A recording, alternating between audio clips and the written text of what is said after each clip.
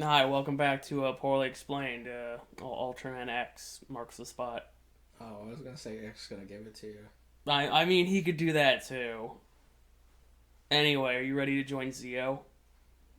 Does it start with an X? Yes. God damn it.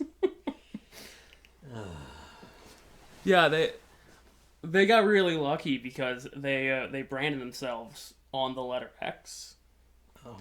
So it would have been real unfortunate if, say, like Ultraman Z was here or something,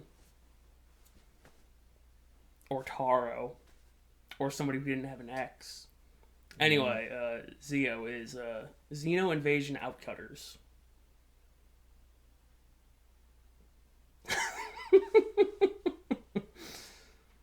What does that mean? Oh, it means when there's an invasion, they'll cut it out.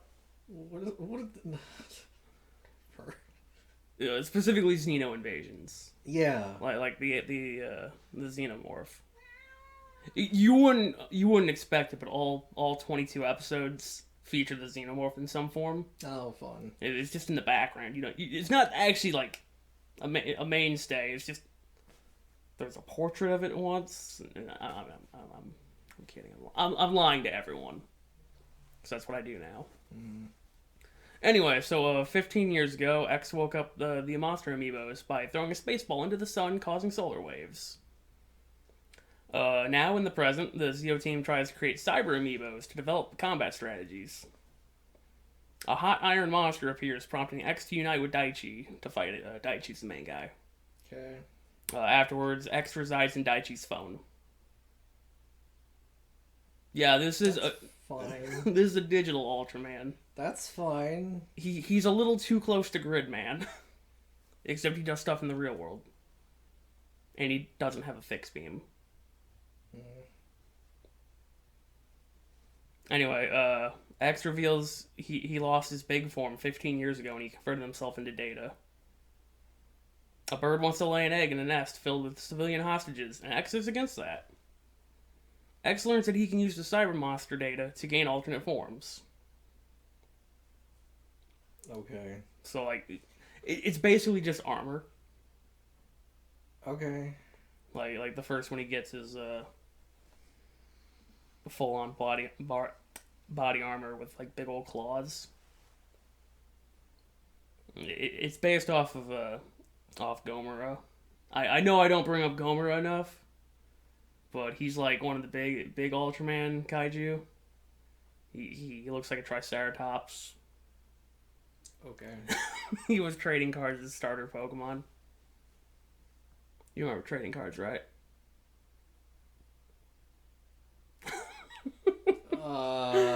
From the Mega Monster Battle, he had the Battlenizer, the small Battlenizer, not the Giga Battlenizer. Yeah. I really do need to do a refresh. Like, it's a problem. A subterranean lady shouts at a monster so it will ruin the nightlife on the surface. Daiichi's coworker wants to be cute, but it's too strong and she keeps breaking her shoes.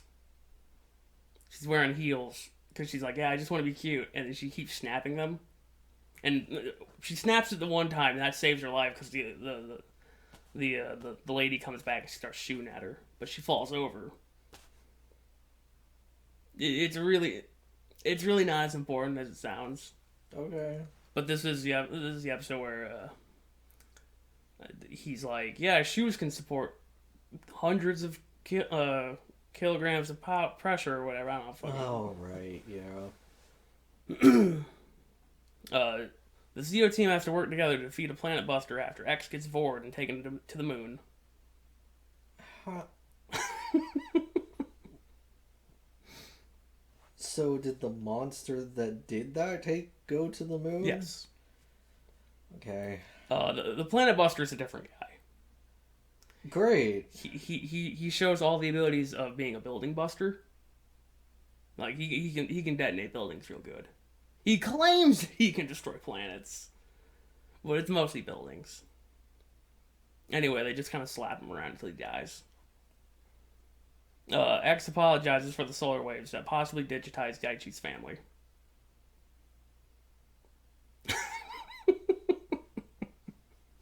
Well, that's fucked up. Yeah. Yeah, it kind of is. An interdimensional arms dealer steals all of Zeo's amiibos, and X has to download Zero's dimensional travel abilities to join the fight to get them back. Who the fuck is Z? Oh, right. Who's Ultraman Zeo? Yeah, you know Zeo. Anyway, I'm so confused. Like, the fact that normal people have the amiibos now is just... No, not normal people. They're part of the government. They're not Ultramen. That's my point. They get guns that fire Ultraman beams out of them, though. Like the gun has two little prongs on the end of it, and it like flips over to do like the, like, so like it looks like this, and then it goes like this, and it fires the beam. That's not even. It's close enough. Well, I thought he did like literally the cross. Well, X does a cross. Ultraman does. Oh, is It's it one vertical and one horizontal. Well, yeah, one vertical, one horizontal, but I thought there was more like the way you're doing it, like it's like a right angle, like just immediately a right angle. Look, I'm just trying. Like a cross. I'm just trying to give you something to visualize. I know, but yeah, no, the little prongs do. That's stupid. One gets in front of the other. That's fucking dumb. That's really stupid. And the idea that like. They just give these to people? Yeah. Well, no, but like the idea that that's the most important part. That's required. Well, it's based off of Ultraman, so it's got to do the motions. That's so dumb. That's like the equivalent of pulling out a gun, and when you fire it, a fist comes out and punches the guy. It's like, why? I would buy that gun. I would holster that.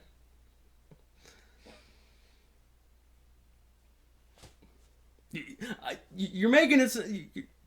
You're saying this is stupid, but then you're giving up an alternative, which is an amazing idea. No, like what I'm saying is that it's the equivalent thereof of like it. It's like we developed a non-lethal projectile weapon. It shoots an energy fist, and it's like, why? Why does it need to shoot the fist? Why can't it just shoot the energy? Why does it have to be a fist? And like, there's just some convoluted, stupid reason why it has to be the fist. And it's like,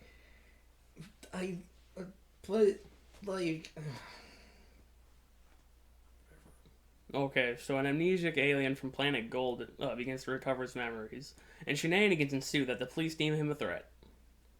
The alien and X team up to fight the Space Gorgon. It's the alien Gold here. He was trying to get in his spaceship and go home because the spaceship is attracting the Space Gorgon, and it's gonna show up and it's gonna blow up the Earth. Okay. X and Alien Gold get petrified by the Space Guardian, but luckily the Zeo team now has access to matching Ultraman guns, which they use to destroy the Gorgon's eye, which unpetrifies X. So who can use a mirror shield to petrify the Gorgon? See, one of the monsters, the one that bored him, they got his data, and it makes a shield that can absorb energy. So he uses it to absorb the Gorgon's petrify ray, and then fires it back. All right. And then Alien Golden and his big ass robot make Swiss cheese out of it, because it's got dual Gatling guns. All right, episode 8. It's a recap episode because the plot's getting kind of intense. Need to make sure that everybody's up to pace. I mean, this is a pretty intricate plot going on right now, right? Not really, I know. Yeah. An alien tricks X into putting on the mind control armor to get revenge on Ultraman Max. Wait, what? What? Who? Wait, who's Ultraman Max? You know, that's a good question that I don't have an answer to because I completely forgot about everything from Max. Okay. So, I was watching this episode, and I'm like, and this is where it dawned on me. I do not remember anything from Max. Aside from the fact that their team had a robot on it.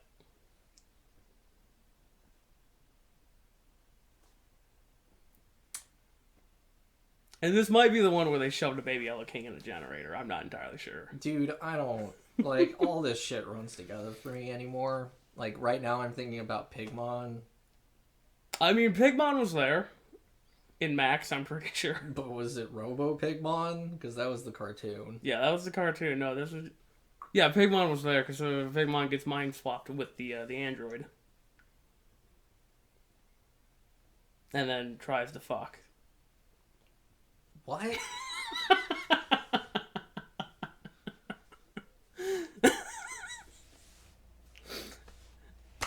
Yeah, no,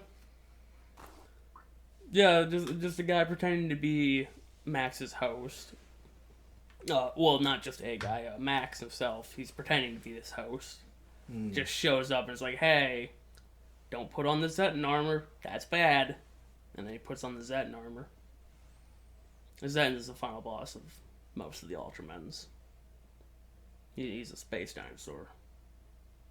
He doesn't look like... He looks more like a beetle. Anyway. In order to save an alien's pet shark whale from other aliens, rugby occurs. Alright. This is probably the best episode of the bunch. Just... by far. Because it's so stupid. A local plant monster appears to be sick, so Zeo injects it with nutrients, causing it to expand its roots rapidly. Hang on, did you just skip past the part where... Didn't that same episode have, the one before? Didn't that one have the man opening his balcony door, and then a fucking flaming ball comes in and causes minimal damage? That was the episode. And he's just like, I don't even remember what his name was. Jolly. Yeah, he's like, oh, Jolly, it's you. And I'm like, what? I'm like, those people are dead. Because that explosion was nuts. No, yeah, that was a good episode. I can put it on for you after this. I feel like you might need to actually see this one. Alright, we'll do that. And if I need to add anything, we'll be back. We'll add it in post. But yeah, no, so there's this local plant monster. They inject it. It's not actually sick. It's storing nutrients in the ground beneath it. But because they inject it, it starts to grow wildly. They plan to move it, but it doesn't want to be moved. So X uses his digital purifying beam. I lied, he does have a fixed beam. and the monster turns into a mountain. Why? Because that's what it wanted to do. But it's a plant. It's a plant-based mountain. I don't fucking know. There's greenery on mountains. It's more akin to a hill. But the monster's dad was a mountain. The monster's granddad was a mountain. The monster's great-great-granddad was a mountain. There's a long line of mountain monsters. That's fucking dumb. It's the same as fucking Better be like, I want to be a steam shovel. Yeah. Anyway, Daiichi wants to access the power of his amiibo cyber form, but everyone, including the amiibo itself, tells him to chill out a little. King Joe arrives to show them the real cyber threat, and Daiichi's amiibo springs into action. So this is Cyber Gomora. Okay. He's a digital version of Gomora. Okay. Because I don't know. Look, I like, you already, like, I didn't even get the chance to, like, question, like, the way you worded, like, why they made digital amiibos made no fucking sense. Like, if you go back and read... It was to develop combat strategies. For what? Did I not explain that the You were just like, Yeah, to develop combat strategies, and then you moved on, and I'm like, you see, the other what? monster amiibos became full-fledged monsters. That's why you saw Peguila in the opening. Okay. And so Zio is trying to develop strategies to fight said monsters with the cyber monsters. Luckily, they didn't call them digital monsters. Well, yeah, because then they'd get in trouble with whoever wrote those freaking light novels that Digimon's based on. No, it's all owned by Bandai anyway, so it really doesn't matter. But yeah, no, I guess I only hinted at it. But, like, no, the monster amiibos woke up into real monsters. So, Because I thought that the sun waves just...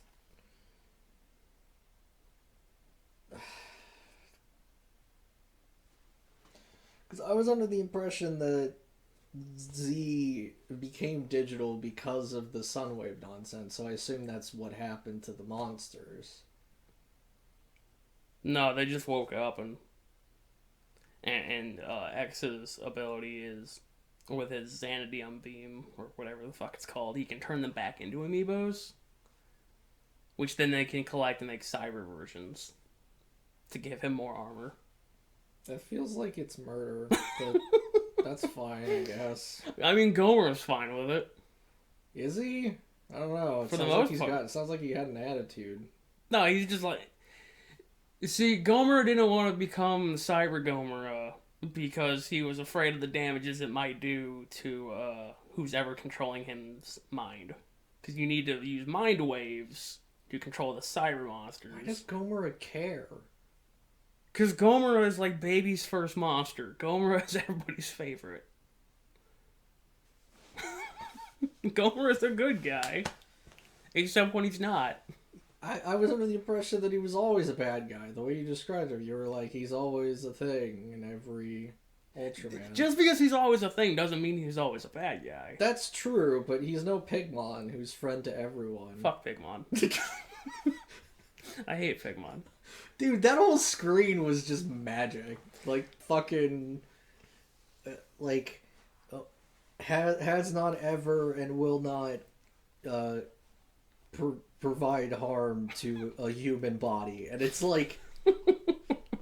has not done a harm. Yeah, like... Anyway, I'm skipping ahead. But, okay, so... Are you ever going to talk about the lady with the glasses? Is she coming up? Lady with the glasses. The lady with the glasses who kept, like... Who gets, like, a lady boner for every monster. I mean, she's in the background of all these episodes. Oh. She doesn't really do much aside from gush about how cool the monsters are and how cool the Ultramen are. Yeah, she fucking wanted to date, who was it? I think it was Ella King. That's dumb. But going back to Gomer for a second. Gomer, most of the time, is a misunderstood monster. Like, he's just trying to live his life, and he just happens to be in town. Mm. And then in like, Mega Monster Battle, he's, like, the main guy. He's the coolest. He's everybody's favorite. He's the starter Pokemon. Who then gets, like, 3 extra forms. Okay. And then he gets Mecha Gomera to fight. And now there's Cyber Gomera. And those two are different. Of course they are. Okay, so where was I? Yeah, so after the first monster tapes knives to itself, X splits from Daichi and gets lost in the internet. Daichi follows a cyber rainbow to X's data, where they obtain the XC to X form. There's a new villain lady running around. Her name's Gina Spectra.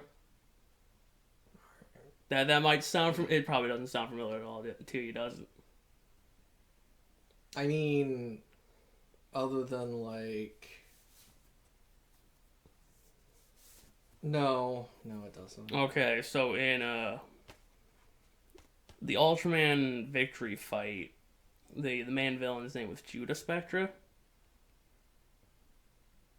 Okay. The Space Emperor, who they sealed away, and they were planning to bring him back. Yeah, it's slightly familiar. Okay, well, Also, this is the first episode where they introduced this dark lightning or dark thunder energy, which powers up all the monsters. Which is why X needs his new form, which is just X, but now he's got like a little tiny dagger that he has to like stroke. It's got a weird little touchpad on it, and he has to like slide his finger down it. Anyway, so Judah Spectre's brother, Mold, kidnaps... Yes, his name is Mold. I hate it. He kidnaps Ultraman Victory, and then he hops dimensions. Ultraman Victory escapes, and the cycles of beatings continue as he beats up X to teach him how to use a sword.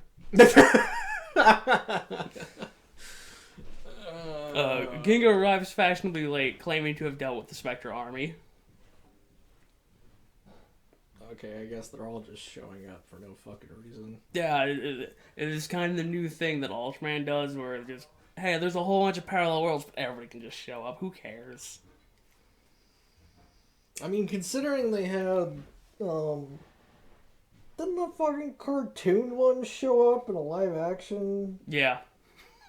Yeah, he showed up in the, God, what was that? Belial's Revenge or something? Dude, I don't know.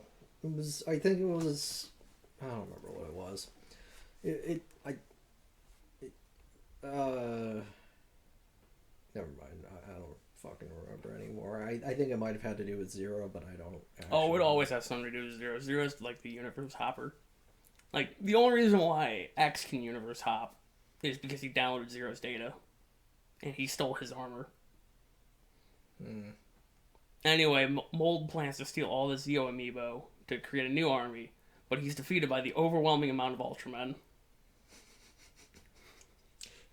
Like, all I see is like an edit of that one where they keep popping up from the ground or something. But it's every single series up to this point, so it's like fucking 30 of them. And then like all their forms pop out too. And then the one who can be like, I can just make like 1,000 shadow clones just does that, and they just all dogpile on him. Yeah, that's pretty much what happened, actually. Are you sure you haven't seen this? No, you just showed me enough that I'm like, I picked up on the really lazy Ultraman formula. Alright, so here's recap number 2, Electric Boogaloo. God damn it. You mean Dark Electric Boogaloo or whatever. Damn, you're right, I should have put that in. Yeah, you should. Zeo fights a monster so the captain can avoid going to his daughter's wedding. Why? He hasn't spoken to his daughter in years. Okay. So what? The captain just kind of like nudges X is like, can you get me out of this? Well, you see, there's a whole lot of like curveballs in this. Because there's a part where they're in the middle of the fight, and like the wedding is just starting. Oh god. And he like leans over to the lieutenant. He's like, I have to go. And you think, oh, he's gonna show up to the wedding. And no, he doesn't show up to the wedding. He shows up with Cyber Gomorrah and starts boxing the monster. It's just like, okay, that wasn't entirely what I thought you were gonna do. I thought he was just gonna show up to the wedding, like, leave it in the lieutenant's hands and then come back later, but no. On tonight's episode of Cops, we watched Zeo break up an alien crime syndicate. Okay. This episode is filmed like an episode of Cops. Oh. And this is the one where he's like, it's 3:40, you're under arrest. Oh, yeah, no, 3:40 is just the time. Yeah, that's a real good episode, too. Pigmon goes to the mall to warn the locals about the impending monster attack. That does not sound like it would go well. It doesn't. They start beating him up. Of course they do. Then a building falls on him. Unfortunately, Pigmon survived. Okay, but, like, why did the building fall on him? Because the monster showed up. Oh, okay. And he rescued one of the guys who's beating him up. God, I was hoping you'd say you rescued a cat. No, Pigmon doesn't do that. What are you talking about? We literally literally have screenshots of him. I mean, he was a robot, but But he wasn't rescuing the cat. he was trying to find it. Yeah, to kill it. Oh. I thought the cat was like a regular cat that got turned into like a big cat. No, I think it was a monster cat that Ultraman has to like fight. Oh. And they fight him in like the cockpit, and it's really stupid. Or not the cockpit, the like landing bay. Oh. Anyway, speaking of cats, a cat ball from X's past arrives and is in love with him. Oh God.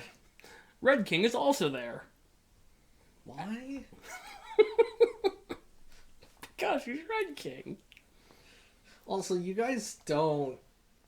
I don't remember. Do you put screenshots into the video? I do. Good. Alright, well then you guys will see. All the screenshots that I send to you guys, I put in the video. After X loses his memory of the cat ball, so the cat ball farts on itself, Mm-hmm. and if you smell the farts, you lose your memory. It's also pink. Yeah. And the cat ball gets really sad about it, but after crying on X, X remembers the cat ball, but the cat ball doesn't remember him. and the cat ball is just like, who is this guy? Why is he talking to me like he knows me? I'm out of here. She just leaves.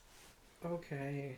Also, the technical A plot of this episode is one of the Zeo members starts dating another one of his starts dating another member's childhood friend, making the second guy pretty sad because he was gonna like ask her out or whatever, and yeah, it's yeah.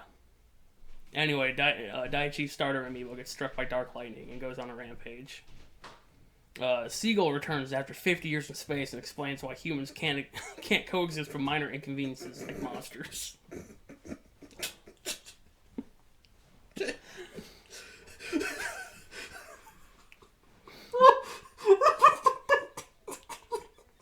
I'm sorry. The idea that the fucking Sasquatch thing that got launched into space on a bullet train and literally has one line in his entire episode comes back to wax poetic and philosophical about monsters, like he went on a 50-year soul discovering journey and then forgot to bring the kid back. The kid's probably dead. Oh, it's only been 50 years. The kid's probably well, what's up there to eat? What? What's up there in space to eat? You don't know that he eats. The only reason he came out of the fucking suitcase was because he was on magnets. Yeah, but the kid died up there.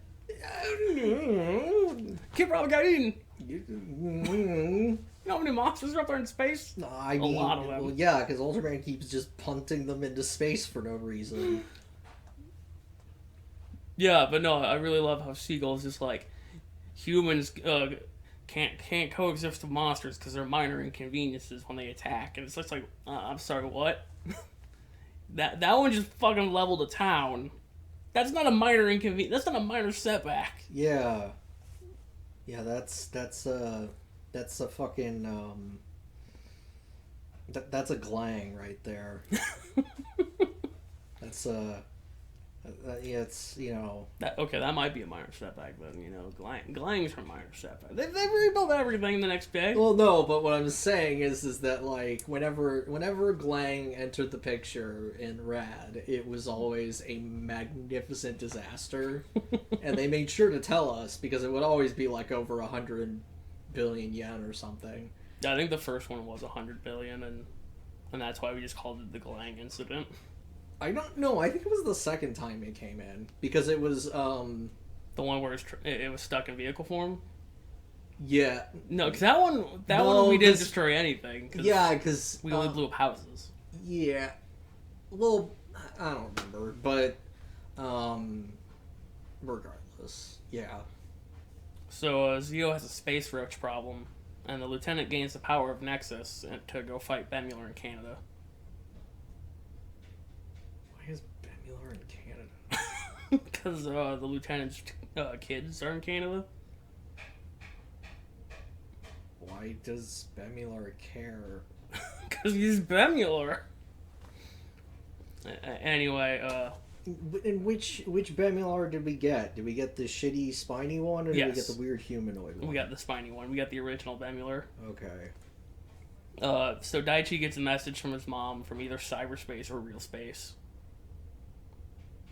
Fun fact, it's neither. It's from the past. Okay.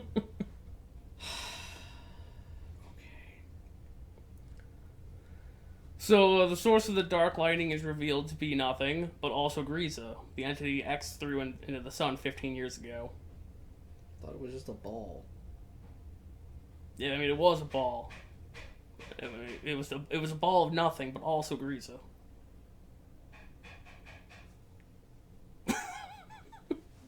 I don't... What? Why? It's literally a void, but also a monster. Who looks suspiciously like, looks like Zeton. Okay, if it looks like anything, then it's not a void. No, it doesn't exist. It's not real. It makes the space waves 0. Space waves aren't allowed to go below 5. What are you talking This about? is stuff they say in the episode. This is from what I remember. Don't... Like... And is that different than the sun waves that caused all the other problems? Kind of. Because those were ultra waves. Why? They came out of the sun. They didn't come out of him. Shut up.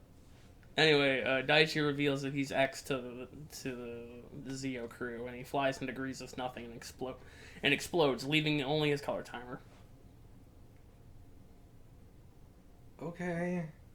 Zeo fights revived Griza in order to buy time for X to return. Griza absorbs all the amiibos, but then X steals them to make new armor, allowing him to defeat Griza with relative ease. He only needed 4 monsters to make the super armor. Yeah, it was an event. Anyway, Ultraman X the movie. Here he comes, our Ultraman. That's the title. So again, for long-time listener, this was one of the first things I saw, because this came as a 2-pack bundled with the Ginga movie. And let me tell you, this is also not a good place to start. Oh, I guess before we get to this, in the last episode, they threatened a 3rd recap. But they didn't put it in the on the DVD set, because like, why would you need a 3rd recap for the series being over? Anyway, so one of Tiga's balls is pilfered by an Indiana Jones knockoff, who awakens a hell monster, who puts X's Ultra business on hold. You see, he like corrodes the cell phone that X is in. So now he can't become X. What? He hits X's cell phone or whatever, and he gets this nasty gunk on Who it. does? The Hell Monster. Oh. Okay. And so now he can't turn into. And anyways, Zeo spends the rest of the runtime trying to recover the ball. It's eventually reunited with Tiga's shaft, and Tiga picks an 8-year-old as his host. Yeah, Tiga just fucking like, yeah, whatever. You're holding the shaft. You're holding the ball. Whatever. Let's go. I mean, at least it wasn't Leo. That kid would have been doomed to die. Ultraman 66 is also there. Cool. After the monsters defeated, X regains his real form and ditches Daichi, only to return 5 minutes later to stop the approaching Disastro. Hopefully that's a friendly monster. That's what somebody says. Oh. They're just like... That's what Daichi says, actually. He's just like, I hope it's a friendly one. It's like, it's named Disastro. Come on. Use your noggin here a little bit. This one isn't... It doesn't show up in the movie. That's where the movie ends. Oh. Okay. So, yeah, that was X.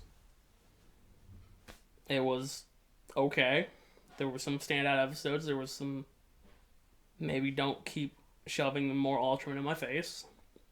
Look, at this point, the only thing that makes Ultraman stand out is that there are so many fucking Ultraman.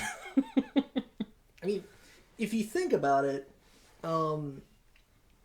Super Sentai did. Okay, I actually don't know this, but I know in Lost Galaxy, the Space Rangers show up. And I was like, what? Wow, we're more than 3 series in. I think there was like Power Rangers, Zeo, funny enough, yes, Zeo, and then it was in space. Maybe there might have been another one in between there, but I don't fucking remember. And then Lost Galaxy, and we're already pulling callbacks where they're like, oh, it's the Rangers, because like by this point Ultraman's been going for fucking I don't know how long. 50 years. It's from 2016? Yeah. Oh my god. Yeah, we've hit the point where we're now within the last 10 years of Ultraman. Oh god. And it's going to turn into a big spaghetti ball of nonsense. I've read ahead. As opposed to what Ultraman was before. Well, Ultraman before was kind of like a few strands of spaghetti that occasionally knotted into each other. Yeah, I guess. But And then after the advent of Zero... Well, even before then, we had the whole fucking episode where one of the Ultramen goes back in time and inspires Ultraman. Okay, but that's like a small knot. That's we're gonna get so many Ultraman plots entangled into each other because Ginga, Victory, X, they all show up in the next season. They all show up in Orb, and I'm pretty sure they all show up in Geed. And then I'm pretty sure they just keep adding more characters to show up in the next one. And then we're going to get to the Ultra Fight Galaxy, which is something I'm really looking forward to, where they just start pulling everybody. Which is kind of what they're doing already. Mm-hmm. But they just kind of go, you from obscure episode of Ultraman Max, fucking Zenon, you're here now. Why? Shut up. Remember Zenon? I wouldn't fault you if you didn't. He showed up in 2 episodes. We had a drinking game about him. Okay. Nobody took a drink. Mm. See, I was like, everybody take a drink whenever I mention Ultraman Zenon. And then I proceeded to not mention Ultraman Zenon until the final episode. Oh, okay. But, like, no, they're gonna get all entangled. Because, spoiler for next time, I was watching the Orb Origin series, and they're just like, hey, here's Dinah and Cosmos, also Gaia and Aggle. They're all here now. And then 0 and 7 show up again. And I can't wait to explain that encounter. That encounter is a real good one. It involves beatings. But, yeah, no, and then all 5 of the Ultramen that weren't X, like all 5 that he met, Zero, Max, Ginga, Victory, and Nexus, they all show up in the movie to go fight a bug. Or 5 different bugs. Okay. Anyway, that was X.